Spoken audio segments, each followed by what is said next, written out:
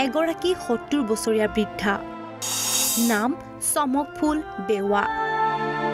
খুজি মাগি পেট প্ৰৱৰ্তন কৰিবলগীয়া হৈছে আইতাগৰাকী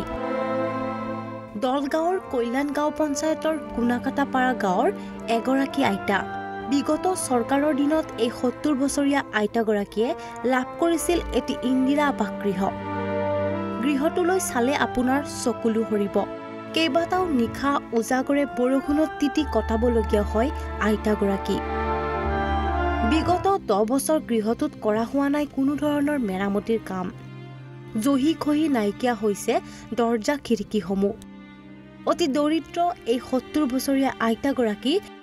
বৰ্তমানলৈ লাভ কৰা নাই কোনো চৰকাৰী সুবিধা গৃহটোৰ নিৰ্মাণ আৰু পেঞ্চনৰ কাৰণে পঞ্চায়তত গলে আইতাগৰাকীক গালিগালাজ দি পঠিয়াই দিয়ে জনপ্ৰতিনিধিৰ লোকসকলে জীৱনৰ বিয়লি বেলাটো জীয়াই থকাৰ সংগ্ৰামৰ বাবে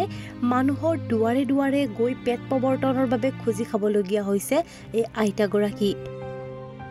যি সময়ত এটা চৰকাৰী গৃহৰ বাবে জনপ্ৰতিনিধিৰ দুৱাৰে দুৱাৰে চকু টুকিছে তেনে সময়তে একেইটা পৰিয়ালৰ নামত কেইবাটাও চৰকাৰী গৃহ আবণ্টন দিয়াৰ নজৰ আছে পঞ্চায়তখনত দলগাঁৱৰ পৰা ছফিকুল ইছলাম ৰিপৰ্ট ইছান নিউজ